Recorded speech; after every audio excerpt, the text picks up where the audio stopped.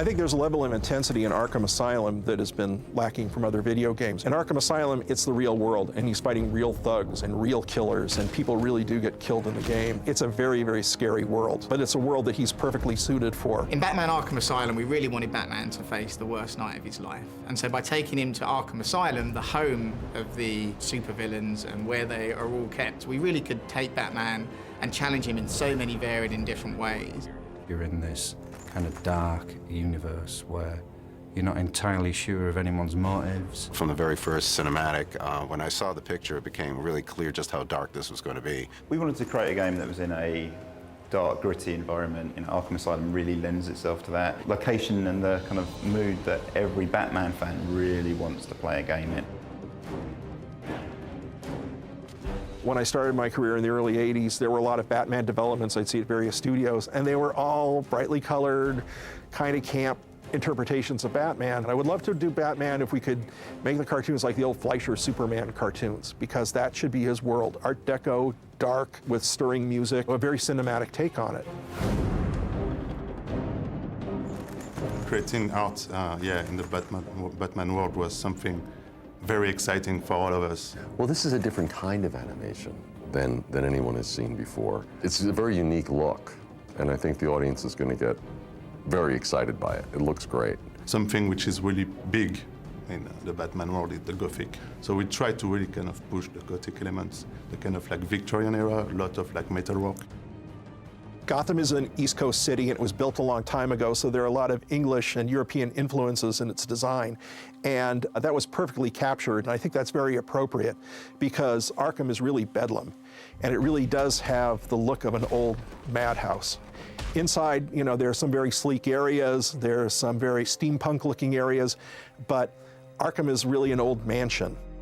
Well, through the different buildings, we really try to recreate some kind of history even through these buildings. So if you're going from like Gothic to more kind of like Victorian era, where it's going with a lot of metalwork, a lot kind of like creepy Frankenstein contraptions. We added a lot of kind of gritty, moody medical contraptions, and slowly we just saw it coming to life. The first thing we did is we just dived straight into the comic book history. You know, we bought everything we could get our hands on. We just piled up a massive stash of comics and just read through them all to really get a feel for this character. We read up a lot of reference about the Batman universe, and we made sure that we stuck to sort of things that are already in the universe, but we slightly changed them to bring our interpretation of it into life. I think everyone's going to be happy with what we've done. There's not going to be people saying, no, it shouldn't be like this, it should be like that. They'll say, yeah, that works. I think it's also got kind of a dual audience. And one way we're using a lot of elements that maybe the comic book readers wouldn't get, but also we've got a lot of kind of little features in there where big Batman fans would enjoy and be able to spot. But it's also for the people that aren't big Batman fans, and they can also sit back and just enjoy the story. The reason he resonates with audiences so much is because he's got no superpowers. Because he's just a man, he could literally be every man. Okay, he has all the gadgets and the access to technology and perhaps things that your average man wouldn't have, but he is just a man. I don't like it. I think people relate to him so well because he's got that public-private dynamic, that struggle that goes on with him. All of us have a public face and a private face. We all have a private persona that we think, you know, is the world doesn't see. And so I think people relate to the character well that way. Batman, I think, much more than a character like Superman, is sort of a wish fulfillment, because you've got anonymity thanks to your costume and, you know, cool car and gadgets. I think kids want to do that. You know, they start off loving masked heroes, and wouldn't it be fun if I could do that? And I think it's just an extension that we carry through adulthood. We're at the moment now where we're thinking, God, I hope we can do this. I mean, I know we can, but now we have to. Rocksteady taking on that challenge, you know, it's half exciting and half terrifying. You know, the burden's out there that the world wants a great Batman game, and to be honest, we'll want a great Batman game. So that's, you know, that's the inspiration as well for us, is that it just deserves, he's such a cultural icon, he deserves a game to match. A lot of people at work say, don't read the forums, but I just get addicted to reading them. I read them and it says, Arkham Asylum and can't wait to get it. A lot of people say, bought, sold, yeah, we're going to buy this, and it really makes me excited. I can't wait for it to come out. We've got a lot of critics that will be kind of scrutinising this product. So we have to be careful on kind of what we show, have to be very focused in terms of where we come up with the ideas. It's very exciting to see people thinking the game is looking great, but they haven't seen anything yet. I can tell to the Batman fans that we've been really digging through all the graphic novels and stuff, and the game is full of cameos, of references from 70 years of Batman history. This game has its roots buried really deep in the history of Batman, and that affects all the characters. Well, the great thing about Arkham Asylum as a location is that all of the major villains in the Batman universe have been there at one moment or other over the last, 70 years. So it's very easy to justify why Poison Ivy's there, why Bane's there, why Joker's there. Not so tight, boys. You'll crease the suit. Gotham is a unique city, and it's populated by unique supervillains. And you just can't send these guys to a regular jail. You need a location that matches their twisted nature. So Arkham Asylum was created as this hospital for the criminally insane, and only the worst and the craziest of the criminals were sent there. When you play the game, you can follow the story, but the more you know about Batman, the more this game's going to give to you.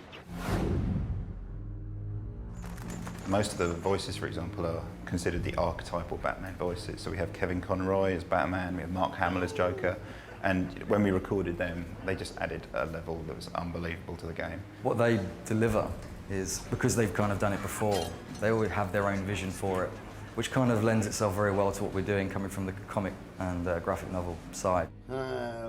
What took you so long? They're playing characters that you've heard them play before, but we're not that game. We're a darker game. Batman is a very special experience for me. He's just a very special character. What are you doing? Someone get over there.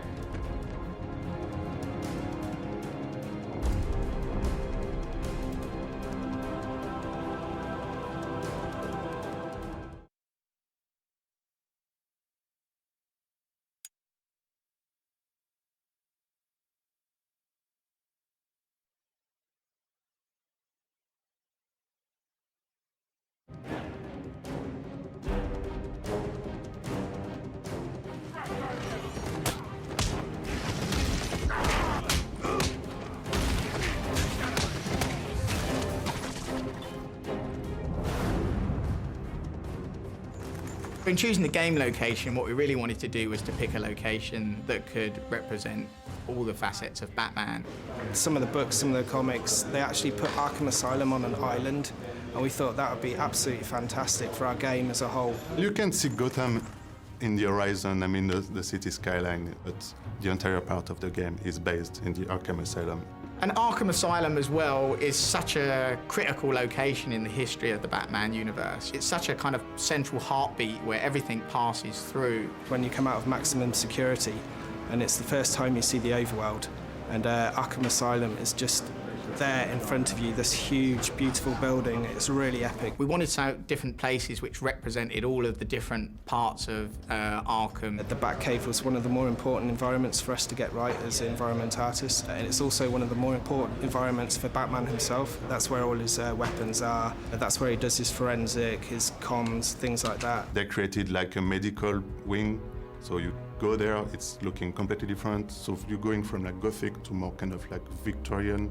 And then areas like the gardens, which kind of represent more the hope of Arkham. So you have this lovely balance throughout the environment. One of the things we really wanted to do with this story is, as long as we've got Arkham Asylum as our theater, so to speak, we were going to cast it with his greatest villain, kind of like an ultimate Batman fighting scenario.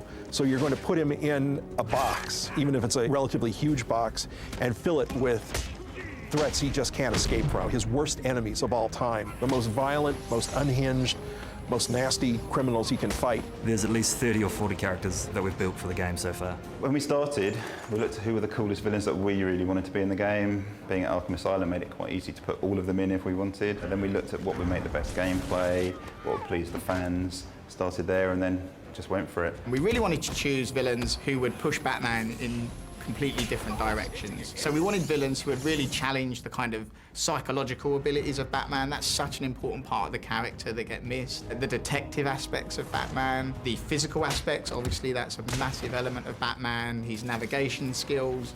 A lot of villains from the Batman universe are present. So you can see Joker, you can see Poison Ivy, Bane, Killer Croc. Of course, we've got a brilliant design of Harley Quinn. One of the things that really scared me the most was when I saw the models for the Blackgate prisoners who were put into Arkham Asylum. These guys were so big and so massive and so brutal, I didn't even want to look at them. Also, we use a character called Victor Zsasz in the game, who's the closest probably the real world has to a super criminal. There's an element of fantasy to everybody else. Yes, Croc is big and powerful and reptilian, but you're not really going to see anybody like that in real life. Victor Zsasz, you might see in real life, and you don't want to. The nature of the villains in the Batman universe are that they don't necessarily want to work with Joker. You know, they've all got their own agendas. You know, most of them are lunatics or people who really just want to kill Batman. So, although Joker is in control, it doesn't always go his way. That gives the game a whole unique flavour, and Joker's such a fantastic character to base the whole game around and to really be driving the whole experience. Because he's so charismatic and funny, you kind of hate him, but you kind of love him, because when he's on screen, he's just so funny and interesting, but you really want to get him at the end of the day for making your life such a misery. Batman's surrounded constantly by Gordon and Oracle. Oracle provides his technical backup, plans, schematics if necessary for Arkham Island. She's kind of just off-site, being able to give him any information that he requires to solve crimes. We've got two distinct kind of gameplay modes, and we want to achieve, with one of them, we really want to achieve a feeling that you're creating fear in the enemies, that you're really having an emotional impact on them, that they're reacting to the fact that they can't see you and you're Batman and you really are picking them off and kind of playing with them. The other kind of aspect that we work on for the AI is the combat side of things. Lots of people coming at you and you feeling like you're just batting them around. You know, you're dancing around, you're jumping over them, you're really dealing with this huge multitude of people that are coming at you, and that it doesn't feel like they're holding back on you.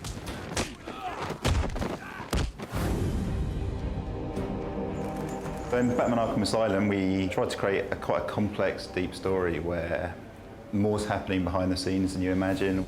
The story is probably one of Batman's biggest challenges. While delivering the Joker back to Arkham, Batman finds himself in the middle of essentially a prison riot, which has been orchestrated by the Joker to specifically happen when Batman is returning him to the asylum. The whole thing is a massive setup, and it's Batman alone against an army of criminals, psychotics, and supervillains. Begging to be slaughtered! Well, there's so many awesome areas in the game. One of these areas are the catacombs. It's a labyrinth of sort of dark tunnels, cave areas where the Croc lives. We've got across, it looks so good that you can almost taste the moisture. You can see it on your screen. It's that gritty, that dirty. You can go in the sewers, you can go in the cells. You got a penitentiary building as well.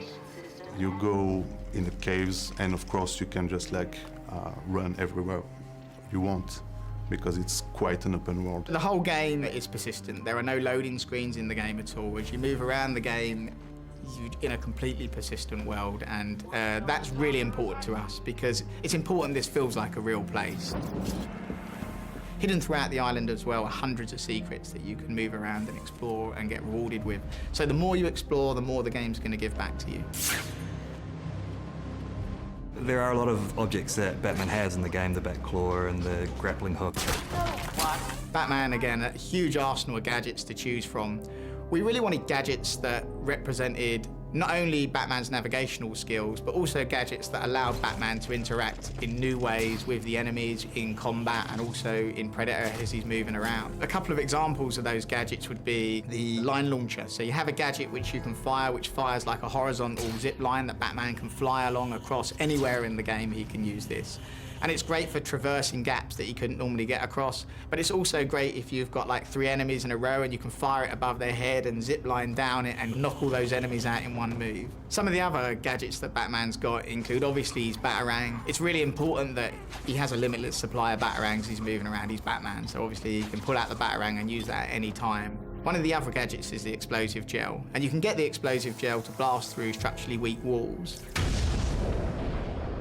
But even better than that, he can lay traps, so he'll put this explosive gel on the walls, the floors, the ceilings, wait until the guys come along, and then he'll set it off, and all the shrapnel from the blowing up wall takes them out, and it's really satisfying to do stuff like that. It's great fun.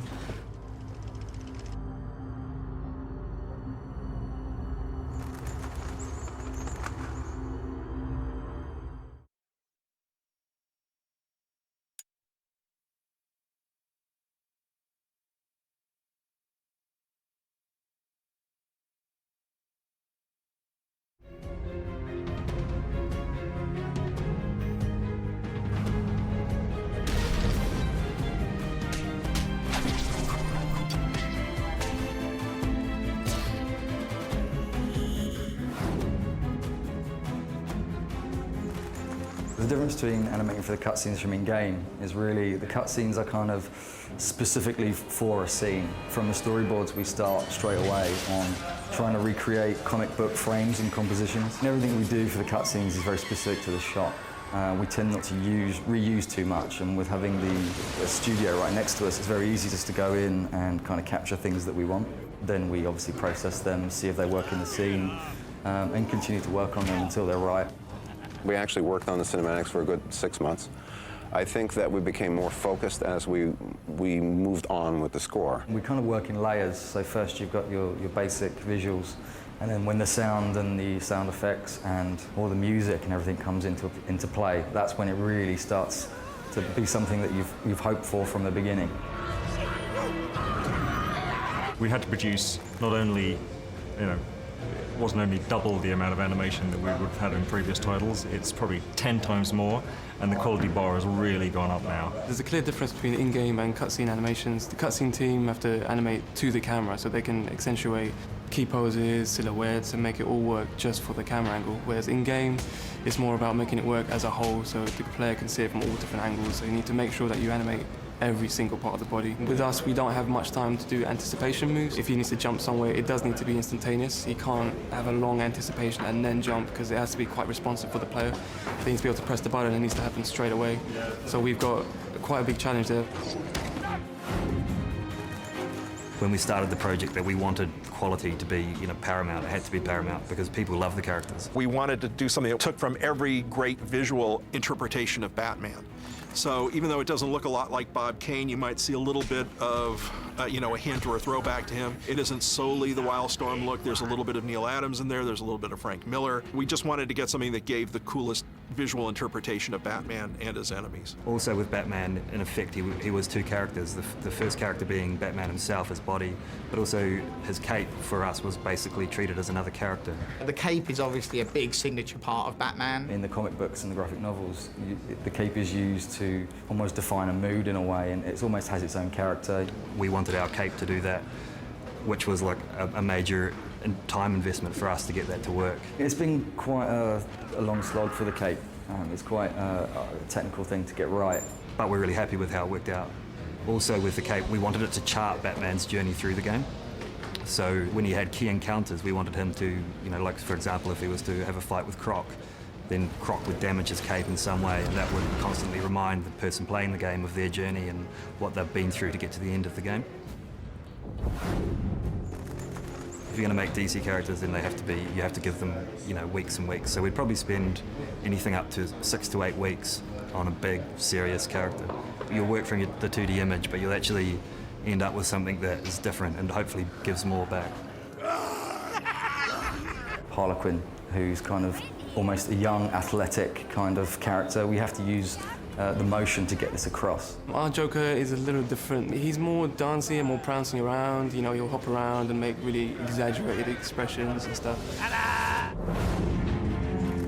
With the combat system in Batman, we really went back to basics and tried a lot of different things because we really wanted to get that feel of being a superhero. It's really important to us that when you pick up the pad, Batman, if he's taking 4, 5, 6 henchmen on, he doesn't have a lot of trouble. I mean, he's a highly trained martial artist, so we really wanted the player to feel that power. So the skill in the game really comes from when you're taking on 8, 9, 10 enemies, one with a taser, one with a machine gun, one with a pipe he's ripped off the wall, and balancing that danger in the room. When we looked at how Batman would take down a number of armed enemies, we really kind of, I guess the standard route to go would be to introduce a sort of stealth mechanic. But we thought that would make Batman feel really weak and scared of the enemies, and that's not what Batman is. He's a predator. He preys on these enemies, and he preys on the fear of these enemies. We looked at introducing what we called the invisible predator mechanic. Now, this mechanic allows Batman to move around in the rafters of a building without the enemies even knowing he's there, and he can study where they're moving and choose when and how to take them down. And that whole kind of preparedness of Batman is a really important part of his character as well. It's a mix of mocap animation and more kind of like traditional hand-animated animations. Motion capture gives you a realistic experience. With hand animation, you can get more of an emphasis on key poses, even in the sky. You still need to stylize the poses in the air, and that's where hand animation is always useful. The main villains are mainly hand animated because we want to capture that abstract feeling. People like Harley are acrobatic people, so we have to bring in a gymnast to do all the gymnastic moves like walkovers, flips, jumps, cartwheels, all sorts of things that nobody here can obviously do. Well, we find that animators are actually very good at producing the results they want to. No matter how good an animator you are, it's that subtlety that really takes the time. And in games production, we don't have the luxury all the time of really spending a lot of time on the animation. So, you know, the ambient stuff we have in the background is looking absolutely fantastic now. This is our very own in-house motion capture studio. We're really lucky to have it. What we do is, after we planned our moves, we get a guy into the suit and we cover him in these little shiny dots here. And we do a lot of calibration to make sure that the software understands the size and shape of his body. And then we're pretty much, you know, after initial setup, ready to start capturing. I mean, I think the main kind of areas in which the AI really challenges you in this game is in the predator rooms, where you're having to kind of work out how to pick them off, how to take them out without being seen, how to create that level of fear in them. And, you know, as the game progresses, obviously the kind of challenge ramps up. This is the designer's main tool, this program, and this is how they put together levels, how they slot together the building blocks of a level, basically. See whether the level's set up properly to allow the characters to move around. So that's more to do with the geometry of a level and how the physical kind of layout of a level, but this is to do with the events in a level, you know, what happens and in what order things happen within that level. So this is what the designer would use in order to say, you know, create this character now, make him run over there, make him say this, make him attack Batman.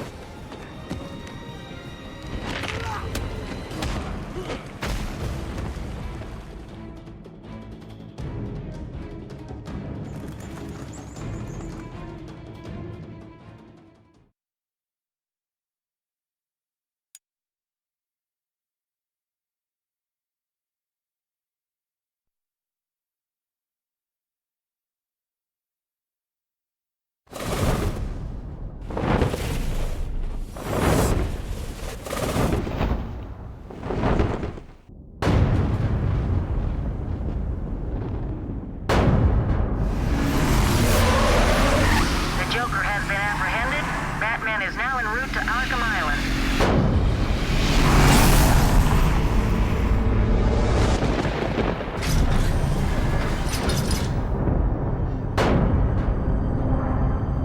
Look at all this new security. How's a guy supposed to break out of here? Don't be a stranger. He surrendered almost without a fight. I don't like it. At least he's back where he belongs. Get up! I set a trap, and you sprang it gloriously. Now let's get this party started!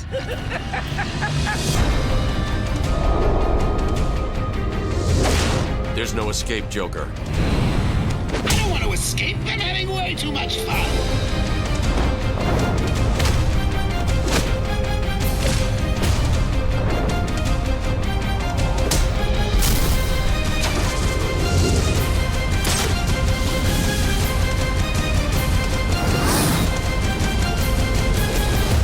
It's over, Joker. Over? Why, my dear delusional Dark Knight, it hasn't even begun.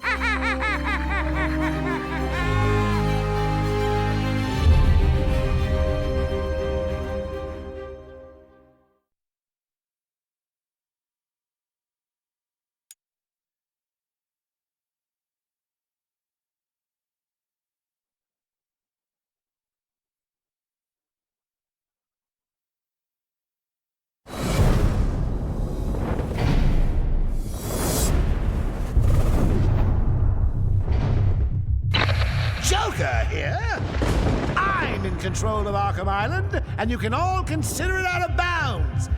If I see any lawmen, vigilantes, or do-gooders in tights coming this way, I'll start detonating random bombs around the city.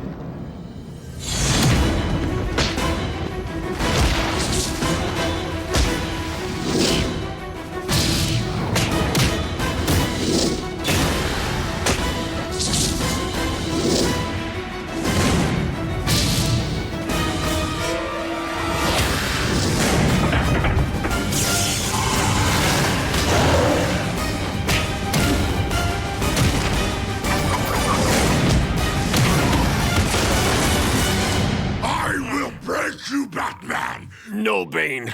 This time I break you.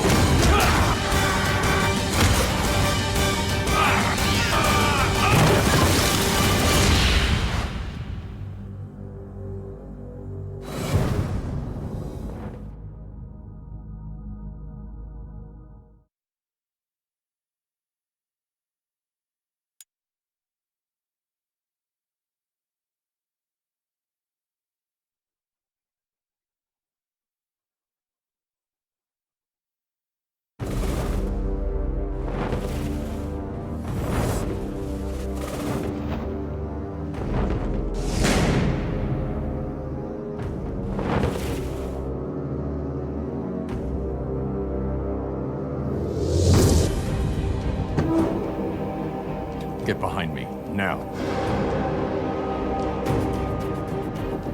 Bane. Cut me down. Who did this to you? Sorry, has-been.